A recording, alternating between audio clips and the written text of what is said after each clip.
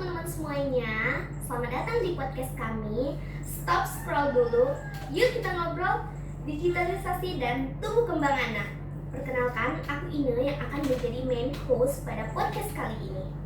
Halo semuanya, aku Kia. Senang banget di hari ini kita akan ngobrol bareng dan santai bersama teman-teman dan khususnya bersama Kak Ninis. Kemudian perkenalkan teman aku sebelahnya ada.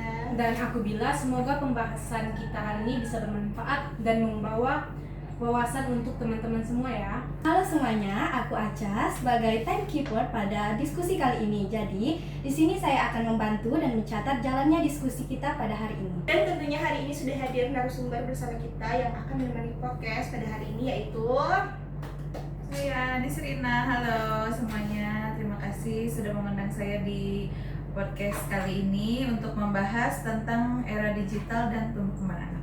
Oke, kita mulai masuk sesi pertanyaan.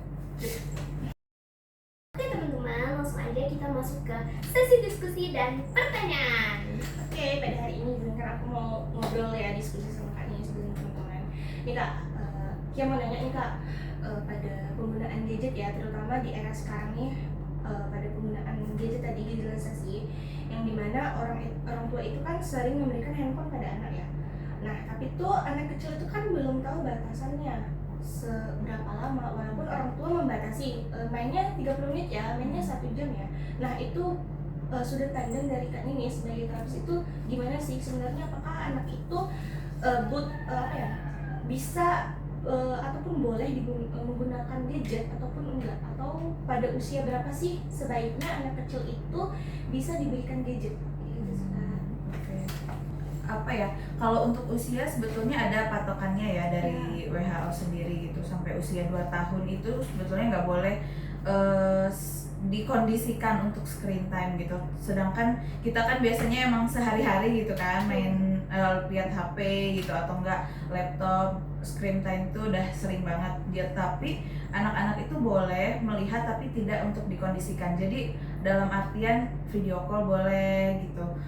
Terus misalkan dia terpapar dengan orang tuanya yang pegang handphone, boleh, tapi dia tidak dikondisikan untuk nonton usia 1 sampai 2 tahun gitu. Berarti anak kecil itu boleh menggunakan ketika di atas 2 tahun atau ada batasannya lagi Kak? Iya, di atas 2 tahun itu juga ada batasan waktunya gitu. Jadi nggak boleh kayak misalkan 1 jam gitu atau enggak 30 menit dalam sehari. Oke, pertanyaan selanjutnya. Pertanyaan selanjutnya nih ya Kak. Jika anak-anak tuh terlalu sering menggunakan gadget tanpa pengawasan orang tua, dampaknya apa aja sih? Banyak sih. Kalau sebenarnya kan aku sebagai terapis ya, di sudut pandang terapis sebetulnya banyak orang tua yang salah kaprah. Mereka itu menganggap anak yang telat ngomong gitu gara-gara gadget gitu, padahal enggak juga gitu. Sebenarnya gadget tuh nggak sepenuhnya salah untuk masalah bicara ya. Karena dia justru gadget itu memperparah kondisi perkembangan anak aja gitu.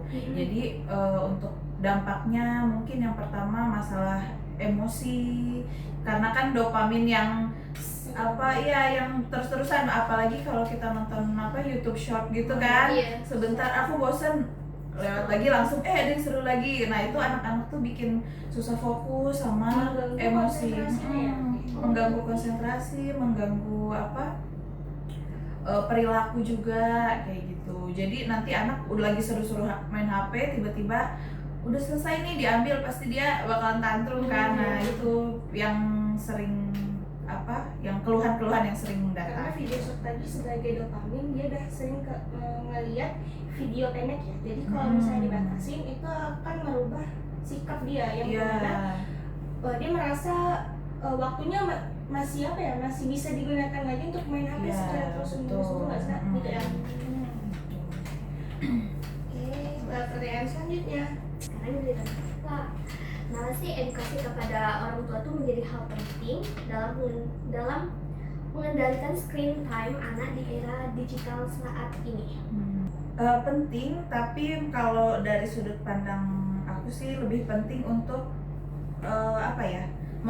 mengedukasi orang tuanya. Jadi mengedukasi untuk orang tua itu penting untuk orang tua mengedukasi diri sendiri gitu. Iya. Jadi orang tua tuh rata-rata udah tahu gitu kalau kasih screen time tuh nggak boleh. Iya. Tapi mereka main handphone di depan anaknya Iya. gitu, atau enggak misalkan orang tuanya dua-duanya pegang handphone, nggak hadir penuh gitu untuk Iya. anaknya. Jadi sebenarnya anak itu kan di hadis juga kullu mauludin yuladu alal fitrah. Jadi anak itu kan lahir dengan fitrahnya. Iya. Jadi orang tua yang membawa mereka kemana gitu. Anak tuh nggak mungkin tiba-tiba aku mau HP ya, kalau dia nggak lihat, kalau dia kok orang tuaku kayaknya seru apaan tuh gitu kan. Iya, Jadinya betul. kalau misalkan orang tua hadir penuh secara utuh, ada bersama anak, nggak pegang-pegang HP, atau nggak mau pegang HP ada telepon atau ada WA sembunyi-sembunyi gitu, itu anak ini sih bakalan nggak mau juga gitu dia. Berarti kita sebagai orang tuanya seharusnya ya dan sebaiknya lebih banyak meluangkan waktu dengan anak-anak dibandingkan main HP ya, karena tadi kan jiwa penasaran anak tuh kan tinggi ya Kak. Iya, Berarti ketika kita main HP, menggunakan HP di depan anak kan jiwa penasaran tinggi, dia pengen tahu apa tuh mah, apa tuh bu, Iya kayak gitu gitu, kan. betul. Jadi Dia mereka melihat, meniru. Iya, melihat, meniru, ya itu yang akan menjadi kebiasaan. Iya. Berarti memang mereka nih lagi butuh quality time gitu ya. Iya, mereka sebenarnya butuh orang tuanya sih, bukan. Jadi edukasi itu bukan untuk anaknya, untuk Iya, orang tuanya untuk membatasi diri. Nah jadi tuh teman-teman yang nonton, baik kakak-kakak, abang-abang, ataupun orang tua yang nonton podcast kita hari ini, itu edukasi tadi itu sebagai bukan untuk orang lain tapi untuk diri sendiri, betul nggak Kak? Karena anak itu akan meniru apa yang dilihat dia. Oke, next pertanyaan selanjutnya. Oh ya, ini Kak Neskia mau tanya, gimana cara efektif ataupun solusi screen time tadi tanpa kita melarang anak kita main gadget, tapi di batas usia yang udah misalnya memasuki usia TK ataupun SD. Karena kalau di bawah itu kan tadi belum boleh. Nah, ini kita membahas penggunaan gadgetnya saat memasuki usia TK ataupun sampai SD. Itu gimana Kak? Jadi kalau dari ilmu terapis itu enggak ilmu terapis juga sih, sebenarnya nggak cuma anak-anak, kita juga kalau misalkan sesuatu yang sesuai prediksi kita siapkan. Kayak misalkan Kia aku bisa siap nih interview jam 2. Oke Kak, terus tiba-tiba aku bilang Kia maaf aku harus ke rumah sakit gitu kan, Kia langsung wah gimana nih, langsung gitu kan, panik kan. Anak-anak juga sama. Jadi solusinya untuk anak-anak itu kasih rutinitas jadwal. Misalkan pulang sekolah kamu boleh main HP. Nanti suatu hari kalau pulang sekolah nggak main HP pasti dia marah kan. Ya jadi tapi nanti kalau udah azan misalkan berhenti ya. Jadi dia tahu gitu harus abis ini aku udah selesai nih, aku harus cari film yang seru misalkan kayak gitu. Jadi bangun rutinitas, atau enggak bisa juga kalau untuk anak yang disabilitas gitu atau anak-anak yang berkebutuhan khusus itu pakai visual schedule kayak gini nih kan. Nah ini jadi anak-anak tuh biasanya nggak bisa dikasih tahu kan, karena bahasa itu abstrak. Jadi kita nggak bisa bilang nggak boleh main HP ya, di pikiran mereka tuh apa sih, kayak cuma gitu, gak jelas gitu. Kalau dikasih gambar kan, habis terapi main HP tidur ada gambarnya tuh, nah baru dia akan ngerti dan nggak akan tantrum, itu bakal sesuai prediksi dia gitu. Terus sih paling. Berarti dia harus mengenali visualisasi tadi ya? Iya, kalau untuk anak yang apakah itu bisa efektif juga dengan anak yang disabilitas? efektif. Efektif itu Karena itu menarik berarti ya? Iya, menarik betul. perhatian mata mereka kan? Karena kalau hanya sekedar suara ataupun gerakan itu nggak buat mereka jadi kayak apa sih mama nih gini Iya, gitu kan. Tapi kalau terus, misalnya ada visualisasi kayak gini, jadi mereka lebih terasa oh ini ada gambar menarik deh, kayaknya boleh deh aku itu. Mungkin itu kan ya ada mungkin pikirannya ya. ya, atau enggak foto dia kan, Iya. nanti aku mau tidurnya pakai baju ini kayak di foto gitu kan, jadi dia kayak gitu sih. Oke, next pertanyaan nih Kak.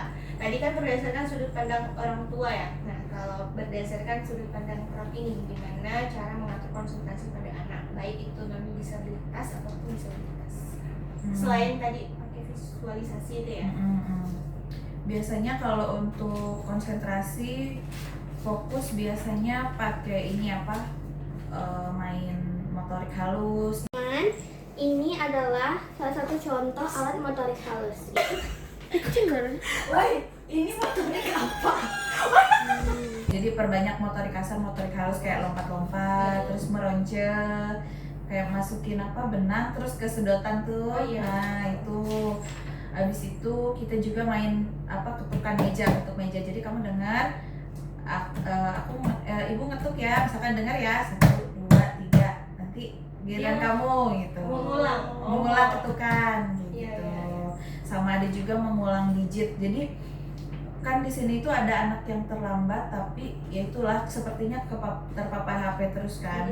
Jadi khasnya itu mereka agak mandek di program auditory memory. Jadi kayak misalkan aku suruh ngulang nih, Kia ulang ya 1, 3, 7.